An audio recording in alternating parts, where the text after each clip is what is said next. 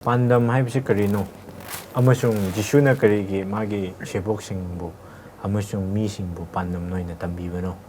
ꯍꯥꯏꯕꯁꯤ ꯑꯩꯈꯣꯏꯅ ꯉꯁꯤ ꯅꯩꯅꯁꯤ꯫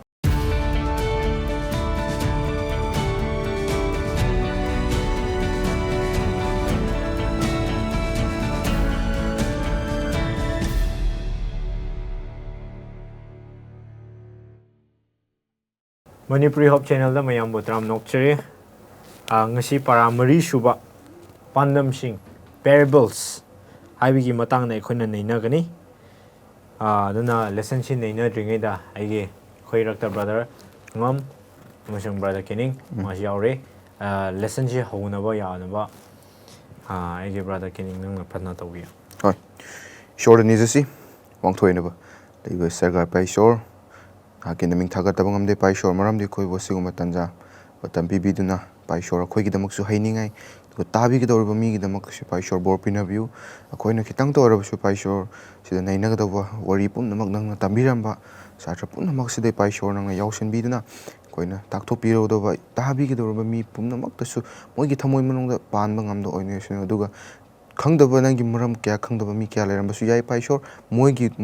busu nang gi wa pau sina yohan view han nizabni sarga tona lokot view amen amen nam thagachare Matthew Mark aduga Luke asi gospel ahumje synoptic gospel hain hai ko karigino hai matamda moigi wari se manai aduga pandam sing pibi hiba mayam sisu manai hai aduga takpi ba sisu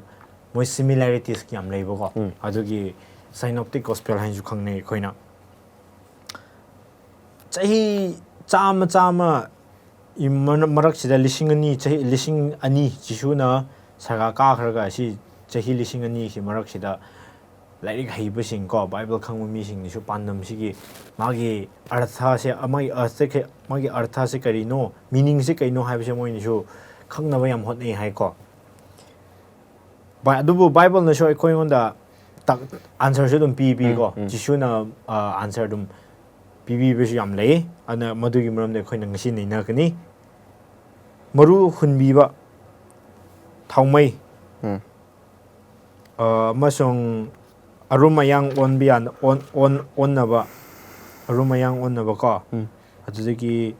haugalakpa maru amasong hangam maru haibigi moigi sigi pandam singi maram de khoina nei na kani ngasi Sunday da khoina chappa matamda parable of the sower maru hunba nupa amagi parable se khoina khangmu ngami maru hunba nupa asina maru lauraga mahakna la leibak to hundai hai ko hundaba matamna maru khara sina lambi matai da tai hai kharana hojiki nung jaga da hai tare ko nung jaga da tai hai aduga kharana tingkhang leiba jaga da aduga last aroi boduna jiki leibak phabada ko tasile hai aduga sida kamai tawuno hai matamna lambi matai ta khiba maru sing sidi uchek na chathokre hai aduga nungda ta khiba sina nungsa sarakpa matamda magi mara ta dabagi sido e hai ko adutigi tinghang marak sida kaidobuno hai matamda ma haugala aga tinghang sini yuraga sido e hai ne aduba aroibadudi fazana hauraga mahei yam pale hai ko aduna jisuna ismaina tambi khre ko masi parable amma oina di utle ko adubu masi ekhoina lesson mari ana lobo ngame ko si ekhoina continue tawu matamda jisuna artha hanma magi artha si karino haibase ekhoina tambi ko masi ai gi brother kening na kha haibi gadra hoi asida jisugi artha hanbagi matungina asida maru do phaugi maru chairiba maru do ishorgi wapawa changdam nai hai ko duga tariba mafam khuding do mari do lungda taba apetpa da taba duga tingkhang marak da taba duga afaba lai khomrak da taba duna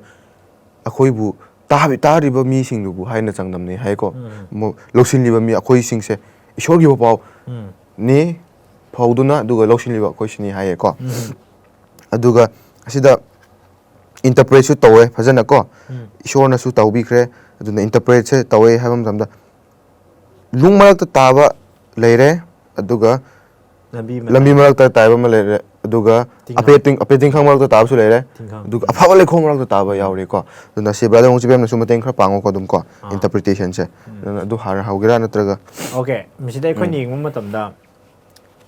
nung mapana ta khiba hai bise khoi ne kana bu ka changnam na bano hai matamda ishor gi wapau loshin mangam da ba moi gi wakhan je kangaga moi gi thamoi se nungum na kangaga changmangam da ba hai tare ko ishor gi wapau si changmangam da bida phattabana num pui khraba ko seitan na pu khraba hai tare aduga ani subada nung na ta khiba hai bisina kri no hai matamda lodi loshin ba aduba mara ta ba ngam draba nung sa sarak pa matamda sidu hai adu nung sa sabse kri no hai matamda ekhoi punji da awana lak pa matamda ekhoi gi ishor gi thajaba han ma hai tare ko taimung banda imung munung wa boiro ana yek lak boiro ntraga paisa wat boiro lak pa matamda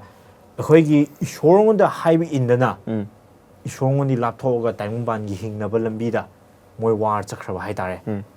ahum subada ekhoina tinghang marakta takhiba haibisina kanaga changna num no haibinda haiba matamda nungai manbagi hai tare ko taimung ban gi lanthung taimung ban gi nungai ba taimung ban gi koi ba chat pada oiro paisa do oiro kari de si uba matamda ishong da kauthok pa hai tare khoi marakta jo kana no haibise khoina khangma ngami ko isa na khanje duga khoi karam category da ta ro haibise khoina khanje adudagi aroibada ishoronggi wase loshillaga magi haibi illaga mahi yanma mi do ekhoina ubu phangi ko ekhoina continue tawse ekhoina continue taw matamda para sigi pandam si kari gi pi hibano haiba question tawda kari oigidam male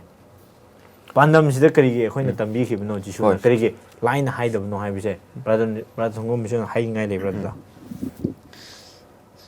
asida jisuna magi sebok singda mi singda pandam oina takpi base church da makok puba singna makoi gi thamoi do kanbagi adu mana kai haisira takpi bani warning piba gombani adugi jisuna makoi da asi parable se moi da hairaga takpi bani aduga amasu makoina gyan tawada nungaina ba makoigi easy oina ba jisuna parables da haina takpi hi moida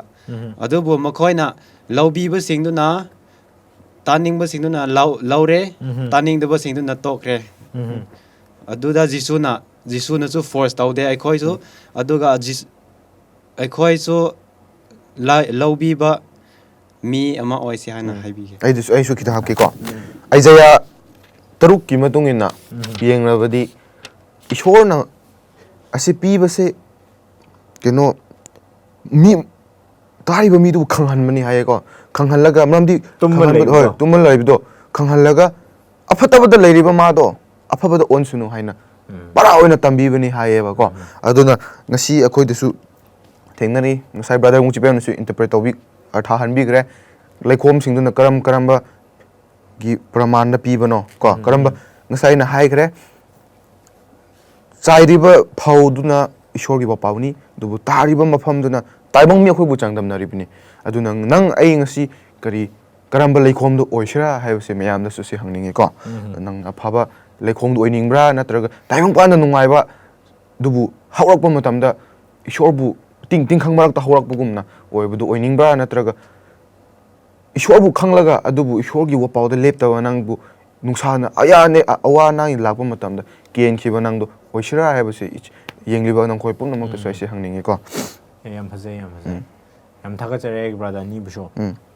khoina continue tawrapum matamda ko continue tawum matamda ekhoina yengum matamda thaumai gi ju example pi ko thaumai gi example si pi matamda kari ga changnam na bano hai matamda thaumai se thalaga phangum kha thamde hai ko thaumai se thalaga khumde hai ba thamme ba ngan hale ba asina kari changnam na bano hai matamda ishor gi wapau si jo khumba ya roi hai bane ko ishor gi wapau se asuk ki matik mangal oibani na khumma thamba ya de haibane ba aduga lotlaga thamba poche loinamak ulakani haibane ba masina kai takpino haiba matamda jisuna adum matamda tambiri ba magi afaba wapau singse lotla thamba yaro kyam kuina thambani hai ko chaklaga ma ngalakani haibase ishor gi wapau afaba wapau sisu kyam kuina lotla thamba yabra soidana nongmadi ngalakani haibase jisuna changnam piduna leri ko khoina continue to matamda measuring basket hai ko measuring basket arum ayang on be yanaba khoigi poche pocha ama leidana ko khoini insana pi lobusu adugi measurement tawna poche do asidigi khoina yeng matamda jisuna hai khangma mi singda hena pi gani ko aduga or labor mi singda hena pisin gani leitaba aduga khitang labor hoibdu budi mogi labor su lothok pi gani haine masi kari bhab ta noina kari understand do bra do kha haibi gada ain gi bhab ta hoi brother ngam na sapiyo ai gi bhab ta di mangan hai bese mangal se ishor ge bapaw ga changdam na ba mal ai khan ba ko sum ko se gi lyric ko hata pi bis thamai do table makha da than ba tarabadi kari kana bra ishor ge bapaw khang liba nang do sizina dra lairabadi table makha da than ba tarabadi nang na punji do kari kana bra dubu puthok laga angan cha kaman hesra hoi table mathak ta thama ba tarabadi ka do loin ugani ne ko aduna nang ai ngsi ishor ge bapaw khang ba leiram ba yai ko adu lei ishor ge bapaw achung ba khang ba mi yam lei dubu sizina da ba koi shana koi gi sa gi purpose ta ko koi na piri ba gift khang de koi gi ngang ba haiba da sak ba haiba da ishor bu thagani ngai lambi khan ma khan yam lei aduna dubu adugum na changdam na ba oina nang na lem ama adu oina lem table makha da thalab di sizina ba gi kana ba su lei roi mangan lei oira ba su kya man ta ma kya lei oira ba su kana ba lei roi adugu puthok laga table mathak ta thamaga than ba tarab di room do loina mai ngale adugum na ishor na nang bu su nang na haijaba khangba adu phuding mak se hujiki manga table mathak ta thamba lem manga gumna oyu haina asum chamnang na aigi opinion ni brother ngam da hojik brother kening na so hai ke asida lem hai ba se isor gi wa pau do changdam nar ga hai bani aduga lem duna phamung makha da thamadi aikhoi ude magi manga do ude aikhoi na aduga chap manara aikhoi su jisu gi wa pau khang na su hai doctor di san doctor di mi atok buda hai doctor di kari kana ba laige khangraga aikhoi khakta khangraga laigadra mi atok ba du buso jisu gi wa pau se khanghanning da ba adu tawragom si achida jisu na lem jisu gi wa pau do aikhoi na mi khangdaba mi kaya da so khanghanlaga mangonda mi kai haisira sol thawai mogi thawai do manakta puraknaba ngamnaba mi ama oisi mi yamda suma hani okay am ngai jare khoina ngai gi aina munga puge maning hanna puge na parable of the sower muru hun banu pa do gi wari da khoning matamda loshin da mi ahum yawe ko mari du da amma khakta na loshin le hai ko hai tare du de pan ma hai bise mafam ma khakta pa le ba ta khiba to mafam mit hogat khide go moi hau khide mahi yan khide adu bo mahi yan matamda saruk ahum hen yamna adu 60 30 70 sena wang khalaga mahi du phang ko sina kai tak puno hai matamda ngasai kibido thongmei du na thalaga thamadi mi nu ubu matamda mi miyam ubu phangni hai ko aduga leiriba mi adusu khitang mangonda leiriba dugi mathak yamna leiriba ko mangal duga follow tawra chapa mi aduna leiriba magi adudigi hen hapchilaga pigini hai bane ba ꯑꯗꯨꯕꯨ ꯃꯉꯥꯜꯗꯨ ꯊꯥꯗꯣꯛꯑꯒ ꯆꯠꯈ꯭ꯔꯀꯥꯟꯗꯗꯤ ꯈꯤꯇꯪ ꯃꯉꯣꯟꯗ ꯃꯉꯥꯜ ꯂꯩꯔꯝꯕꯗꯨꯁꯨ ꯃꯥꯡꯈꯤꯒꯅꯤ ꯍꯥꯏꯕꯁꯦ ꯖꯤꯁꯨꯅ example ꯄꯤꯕꯅꯦ ꯑꯗꯨꯅ ꯑꯩꯈꯣꯏꯒꯤ ꯄꯨꯟꯁꯤꯗꯨꯁꯨ ꯏꯁꯣꯔꯒꯤ ꯍꯥꯏꯕ ꯏꯜꯂꯒ ꯏꯁꯣꯔꯒꯤ ꯃꯥꯒꯤ ꯑꯆꯨꯝꯕꯗ ꯆꯠꯂ ꯂꯩꯔꯝꯃꯗꯤ ꯏꯁꯣꯔꯒꯤ ꯍꯦꯟꯅ ꯃꯥꯒꯤ ꯃꯔꯝꯅ ꯍꯦꯟꯅ ꯈꯪꯒꯅꯤ ꯍꯥꯏꯕꯁꯦ ꯑꯩꯈꯣꯏꯅꯁꯨ ꯈꯪꯕ ꯉꯝꯃꯦꯀꯣ ꯑꯩꯈꯣꯏꯅ ꯄꯦꯔꯦꯕꯜ ꯑꯣꯐ ꯗ ꯒ꯭ꯔꯣꯋꯤꯡ ꯁꯤꯗ ꯃꯔꯨꯁꯤ ꯍꯧꯒꯠꯂꯛꯄ ꯍꯥꯏꯇꯥꯔꯦꯀꯣ ꯃꯔꯨꯁꯦ ꯑꯩꯈꯣꯏꯅ ꯍꯧꯒꯠꯂꯛꯄꯒꯤ ꯃꯔꯝꯁꯦ ꯑꯩꯈꯣꯏꯅ ꯈꯪꯕ ꯉꯝꯃꯤ ꯃꯗꯨꯗ ꯑꯩꯈꯣꯏꯅ ꯌꯦꯡꯕ ꯃꯇꯝꯗ ꯈꯤꯇꯪ ꯃꯆꯥ ꯑꯃ ꯒ꯭ꯔꯣꯋꯤꯡ ꯁꯤꯠꯁꯤꯒ ꯍꯧꯖꯤꯛꯀꯤ ꯍꯪꯒꯥꯝ ꯃꯔꯨꯁꯤꯒꯁꯨ ꯂꯥꯏꯛ ꯀꯅꯦꯛꯁꯟ ꯑꯣꯏꯅ ꯄꯤꯕꯤꯀꯣ ꯁꯤꯗ ꯄꯤꯕꯤꯕ ꯃꯇꯝꯗ ꯑꯩꯈꯣꯏꯅ ꯌꯦꯡꯕ ꯃꯇꯝꯗ ꯍꯪꯒꯥꯝ ꯃꯔꯨꯁꯤ ꯌꯥꯝ ꯄꯤꯛꯑꯦꯀꯣ ꯑꯗꯨꯕꯨ ꯁꯤꯗꯤ ꯌꯦꯡꯕ ꯃꯇꯝꯗ ꯑꯁꯤꯒꯤ ꯍꯪꯒꯥꯝ ꯃꯔꯨ ꯍꯥꯏꯁꯦ ꯕ꯭ꯂꯦꯛ ꯃꯁꯇꯔꯗ ꯍꯥꯏꯀꯣ ꯕ꯭ꯂꯦꯛ ꯃꯁꯇꯔꯗꯁꯦ ꯀꯔꯤꯅꯣ ꯍꯥꯏꯕ ꯃꯇꯝꯗ ꯒ꯭ꯔꯥꯝ ꯑꯃꯗ ꯃꯔꯨ 900 ꯍꯦꯟꯅ ꯌꯥꯎꯕ ꯉꯝꯕ ꯆꯟꯕ ꯉꯝꯕ ꯍꯥꯏꯇꯥꯔꯦꯀꯣ ꯃꯁꯤ ꯁꯤꯒꯤ ꯃꯔꯨꯁꯦ ꯑꯗꯨꯛꯀꯤ ꯃꯇꯤꯛ ꯄꯤꯛꯄꯅꯦꯀꯣ ꯑꯗꯨ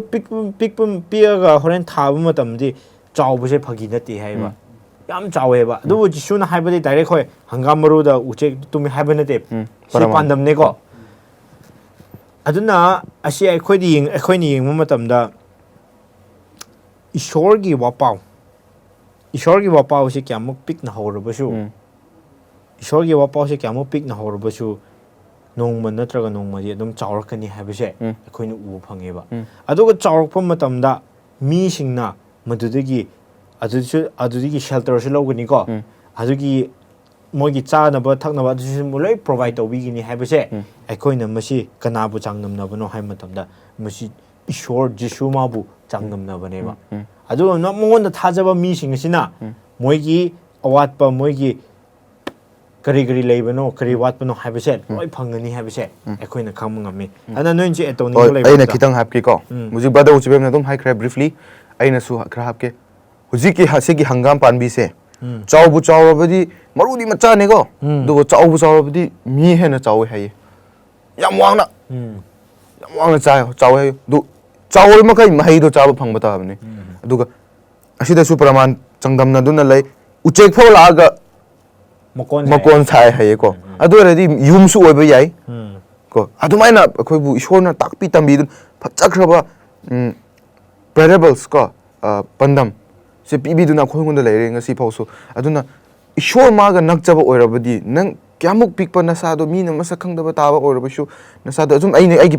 ꯀꯩꯅꯣꯅꯤꯀꯣ ꯑꯩꯒꯤ ꯑꯣꯄꯤꯅꯤꯌꯟꯅꯤ ꯑꯩꯅ ꯍꯥꯏꯅꯤꯡꯕ ꯈꯤꯇꯪꯅꯤ ꯑꯗꯨꯅ ꯍꯪꯒꯥꯝ ꯃꯔꯨꯒꯨꯝꯕ ꯑꯣꯏꯔꯕꯁꯨ ꯅꯪꯕꯨ ꯑꯗꯨꯕꯨ ꯏꯁꯣꯔ ꯌꯥꯎꯔꯕꯗꯤ ꯅꯪ ꯃꯍꯩ ꯆꯥꯕ ꯉꯝꯒꯅꯤ ꯍꯪꯒꯥꯝ ꯄꯥꯝꯕꯤ ꯑꯗꯨꯛ ꯆꯥꯎꯅ ꯃꯍꯩ ꯌꯧꯕ ꯉꯝꯒꯅꯤ ꯍꯥꯏꯕꯁꯦꯀꯣ ꯑꯩꯅ ꯊꯝꯅꯤꯡꯉꯤ ꯑꯗꯨꯅ ꯉꯁꯤ ꯑꯩꯈꯣꯏ ꯏꯆꯤꯟ ꯏꯅꯥꯎꯁꯤꯡꯕꯨꯁꯨ ꯑꯩꯅ ꯍꯪꯅꯤꯡꯉꯤ ꯃꯔꯝꯗꯤ ꯀꯔꯝꯕ ꯂꯩꯈꯣꯝꯗ ꯑꯣꯏꯁꯤꯔꯥ ꯀꯣ ꯀꯔꯝꯕ ꯂꯩꯈꯣꯝꯗ ꯑꯣꯏꯁꯤꯔꯥ ꯑꯄꯦꯠꯄ ꯂꯩꯈꯣꯝꯗ ꯑꯣꯏꯁꯤꯔꯥ ꯑꯐꯕ ꯂꯩꯈꯣꯝꯗ ꯑꯣꯏꯁꯤꯔꯥ ꯁꯤ ꯃꯌꯥꯝꯅꯁꯨ ꯈꯟꯕꯤꯌꯨ ꯑꯗꯨꯒ ꯍꯪꯒꯥꯝ ꯄꯥꯝꯕꯤꯁꯦ ꯑꯩꯈꯣꯏ ꯑꯣꯏꯅꯤꯡꯉꯥꯏ ꯑꯣꯏꯁꯤ ꯍꯥꯏꯕꯁꯦꯀꯣ ꯑꯩꯅ ꯃꯌꯥꯝꯕꯨ ꯏꯟꯀꯣꯔꯦꯖ ꯇꯧꯅꯤꯡꯉꯤ ꯑꯣꯀꯦ ꯕ꯭ꯔꯗꯔ ꯅꯪꯁꯨ ꯍꯥꯞꯅꯤꯡꯕ ꯂꯩꯕ꯭ꯔꯥ ꯑꯔꯣꯏꯕꯗ ꯑꯣꯀꯦ ꯑꯗꯨꯗꯤ ꯑꯩꯅꯁꯨ ꯑꯔꯣꯏꯕꯗ ꯍꯥꯞꯅꯤꯡꯉꯦ ꯃꯗꯨꯗꯤ ꯑꯔꯣꯏꯕꯗ ꯑꯩꯅ ꯁꯤ ꯍꯥꯏꯅꯤꯡꯉꯦ ꯍꯧꯖꯤꯛꯀꯤ ꯍꯪꯒꯥꯝ ꯃꯔꯨꯁꯦ ꯆꯥꯎꯔꯒ ꯐꯩ ꯍꯥꯏꯕꯁꯦ ꯇꯥꯏꯕꯪꯄꯥꯟꯒꯤ ꯃꯤꯠꯇꯗꯤ ꯈ꯭ꯋꯥꯏꯗꯒꯤ ꯃꯀꯣꯛ ꯑꯣꯏꯔꯝꯗꯕꯁꯨ ꯌꯥꯏꯀꯣ ꯈ꯭ꯋꯥꯏꯗꯒꯤ ꯄꯩꯁꯥ ꯄꯥꯏꯕ ꯃꯤ ꯑꯣꯏꯔꯝꯗꯕꯁꯨ ꯌꯥꯏ ꯑꯩꯈꯣই ꯋꯥꯔꯕꯁꯨ ꯌꯥꯏꯀꯣ ꯑꯗꯨꯕꯨ ꯑꯩꯈꯣꯏꯅ ꯖꯤꯁꯨꯉꯣꯟꯗ ꯊꯥꯖꯕꯁꯦ ꯊꯝꯃꯒ ꯑꯩꯈꯣꯏꯒꯤ ꯃꯍꯩꯗꯨꯗꯤ ꯁꯔꯒꯥꯗ ꯊꯝꯃꯣ ꯍꯥꯏꯀꯣ ꯖꯤꯁꯨ ꯃꯁꯥꯅꯁꯨ ꯍꯥꯏꯀꯣ ꯃꯥꯅ lay up your treasures in heaven ꯅꯪꯒꯤ ꯂꯟ ꯊꯨꯝ ꯑꯗꯨ ꯁꯔꯒꯥꯗ ꯇꯨꯡꯁꯤꯜꯂꯣ ꯍꯥꯏꯅꯦ ꯇꯥꯏꯕꯪꯄꯥꯟꯗ ꯇꯨꯡꯒꯅꯨ ꯍꯥꯏꯗꯦꯀꯣ ꯑꯗꯨꯅ ꯇꯥꯏꯕꯪꯄꯥꯟꯗ ꯇꯨꯡꯒꯅꯨ ꯍꯥꯏꯌꯦ ꯑꯗꯨꯅ ꯑꯩꯈꯣꯏꯒꯤ ꯍꯪꯒꯥꯝ ꯄꯥꯝꯕꯤ ꯑꯣꯏꯕ ꯍꯥꯏꯕꯁꯦ ꯏꯁꯣꯔꯒꯤ ꯃꯃꯤꯠꯇ ꯖꯤꯁꯨꯒꯤ ꯃꯃꯤꯠꯇ ꯑꯩꯈꯣꯏꯅ ꯍꯪꯒꯥꯝ ꯄꯥꯝꯕꯤꯁꯨ ꯑꯣꯏꯁꯤꯀꯣ ꯇꯥꯏꯕꯪ ꯃꯤꯒꯤ ꯃꯤꯠꯇ ꯑꯩꯈꯣꯏꯅ ꯈ꯭ꯋꯥꯏꯗꯒꯤ ꯃꯀꯣꯛ ꯑꯣꯏꯗ꯭ꯔꯕꯁꯨ ꯏꯁꯣꯔꯒꯤ ꯃꯃꯤꯠꯇꯗꯤ ꯑꯩꯈꯣꯏꯅ ꯃꯀꯣꯛ ꯑꯣꯏꯕ ꯉꯝꯃꯗꯤ ꯑꯩꯈꯣꯏ ꯃꯍꯩꯁꯤ ꯌꯥꯜꯂꯒ ꯖꯤꯁꯨꯅ ꯑꯩꯈꯣꯏꯉꯣꯟꯗ ꯄꯨꯁꯤꯜꯂꯛꯄ ꯃꯇꯝꯗ ꯃꯥꯅ ꯑꯩꯈꯣꯏꯒꯤ ꯆꯪꯖꯐꯝ ꯑꯣꯏꯒꯅꯤꯀꯣ ꯃꯥꯁꯦ ꯑꯩꯈꯣꯏꯒꯤ ꯆꯪꯖꯐꯝ ꯑꯣꯏꯒꯅꯤ ꯑꯗꯨꯒ ꯑꯩꯈꯣꯏꯒꯤ ꯑꯋꯥꯠ ꯑꯄꯥ ꯂꯩꯔꯕꯁꯨ ꯃꯥꯅ ꯑꯣꯏꯒꯅꯤ ꯍꯥꯏꯕꯁꯦ Jesus will become the need of our life ꯀꯣ ꯃꯥꯅ ꯑꯩꯈꯣꯏꯒꯤ ꯈ꯭ꯋꯥꯏꯗꯒꯤ ꯃꯔꯨꯑꯣꯏꯕ ꯑꯃ ꯑꯣꯏꯒꯅꯤ ꯍꯥꯏꯕꯁꯦ ꯑꯩꯈꯣꯏꯅ ꯃꯁꯤ ꯈꯪꯕ ꯉꯝꯃꯤ ꯑꯗꯨꯅ ꯂꯣꯏꯁꯤꯟꯖꯔꯦ ꯉꯁꯤꯒꯤ ꯂꯦꯁꯟ ꯅꯝꯕꯔ 4ꯁꯦ ꯇꯥꯕꯤꯈꯤꯕ ꯃꯌꯥꯝꯕꯨꯁꯨ ꯏꯁꯣꯔꯅ ꯍꯦꯟꯅ ꯄꯣꯔꯕꯤꯕ ꯑꯣꯏꯁꯅꯨ ꯑꯩꯒꯤ ꯕ꯭ꯔꯗꯔ ꯑꯅꯤꯕꯨꯁꯨ ꯌꯥꯝ ꯊꯥꯒꯠꯆꯔꯦ ꯑꯗꯨꯒ ꯃꯤ ꯃꯌꯥꯝꯁꯨ ꯀꯣꯃꯦꯟ ꯇꯧꯕꯤꯌꯨ ꯁꯤꯌꯔ ꯇꯧꯕꯤꯌꯨ ꯏꯁꯣꯔꯒꯤ ꯄꯥꯎꯁꯦ ꯍꯦꯟꯅ ꯁꯟꯗꯣꯛꯄ ꯉꯝꯅꯕ ꯃꯤ ꯑꯃꯃꯝ ꯑꯣꯏꯁꯤ ꯌꯥꯝ ꯊꯥꯒꯠꯆꯔꯦ ꯑꯦꯃꯦꯟ